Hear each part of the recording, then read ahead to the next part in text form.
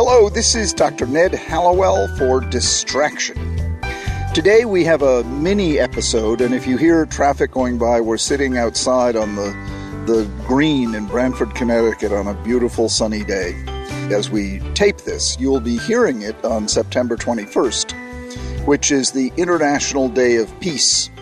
And we wanted to do a mini episode to encourage the observance of this particularly wonderful day, which is celebrated around the world. It was established way back in 1981 by the United Nations General Assembly. In 2001, the General Assembly unanimously voted to designate the day as a period of nonviolence and ceasefire. This year's theme is Together for Peace, Respect, Safety, and Dignity for All. And you know, it's only a few days ago that we had the anniversary of 9/11. A day that brought us all together in a way that was, of course, tragic, but also uplifting. It was a day that suddenly we all banded together, changed our lives forever, in many ways for the worse, but in other ways for the better, because we realized how much we need one another, and we realized how vulnerable we all are. The solution, as I say often, to pretty much everything bad in life is in connection.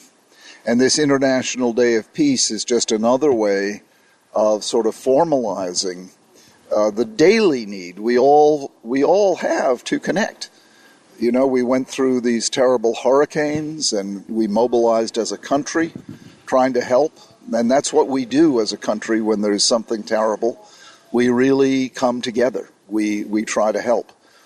And I think, you know, if you can sort of make it a daily practice, reaching out to different kinds of people. My wife and I right now have a man living with us who was one of the lost boys of Sudan. And then as he grew up, he became active in politics in South Sudan. And things are tough over there, and there was an assassination attempt on his life. So he came to the United States, and he's now living with us because he didn't have a place to live. He's a wonderful man. And his ambition is to get some more education and go back to South Sudan. And he hopes to become president of that country one day, and I don't doubt but that he will.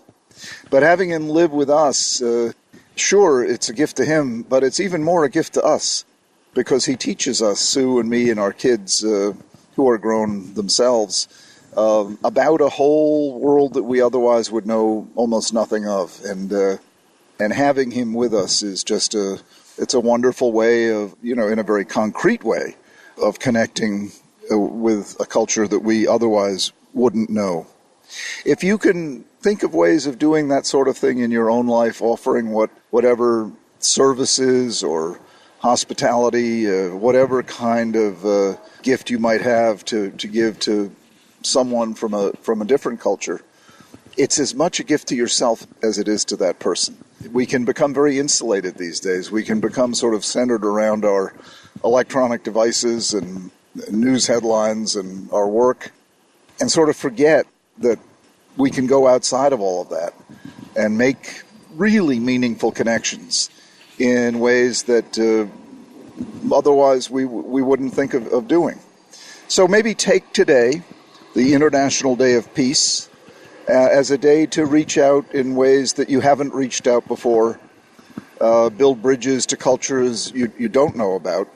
However you do it, encourage other people you know to do it, because, you know, the goal, of course, is toward making this world more connected, more peaceful, more positive, and to break down these barriers that can separate and divide us in ways that, you know, do nothing but harm. Make today a day of connection to celebrate the International Day of Peace. This is Dr. Ned Hallowell with a mini episode of Distraction. Distraction is produced by Collisions, the podcast division of CRN International. Collisions, podcasts for curious people. Our producer is Sarah Gurton. Our sound engineer is Scott Person.